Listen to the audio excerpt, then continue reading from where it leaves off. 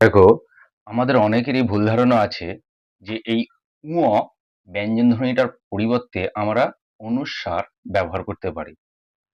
কিন্তু এটা মোটেও ঠিক নয়। এই ধারণাটা মোটেও ঠিক নয়। কেননা যে আমরা তৎসম শব্দের যখন সন্ধি করি, সেই সন্ধি যদি পূর্বপদে ম থাকে, পূর্বপদের শেষে যদি ম থাকে, তার জায়গায় আমরা ঙ এবং অনুস্বার দুটোই ব্যবহার করতে পারি। কিন্তু যেখানে সন্ধির ফলে ময়ের জায়গায় অনুস্বার আসবে না, সেখানে কখনোই অনুস্বার হবে না।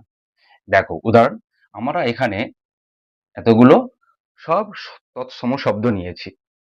এখানে এই শব্দগুলো কি অহংকার শব্দটাকে ভাঙলে কি পাবো? অহম। দেখো পূর্বপদের ম আছে শেষে।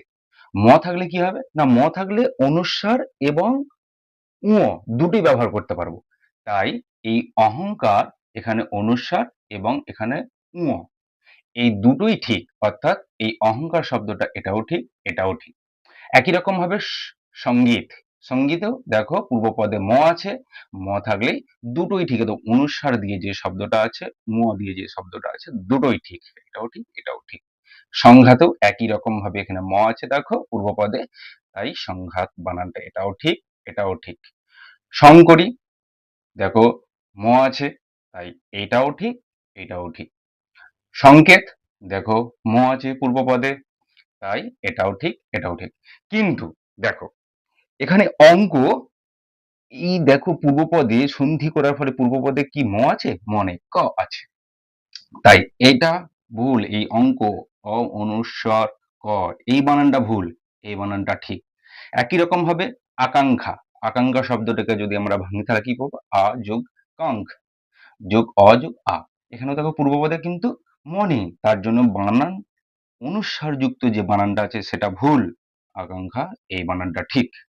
একই রকম ভাবে আতঙ্ক, দেখো ক আছে, ম নেই, তাই অনুস্বার বানানটা ভুল, আতঙ্ক এই বানানটা ঠিক।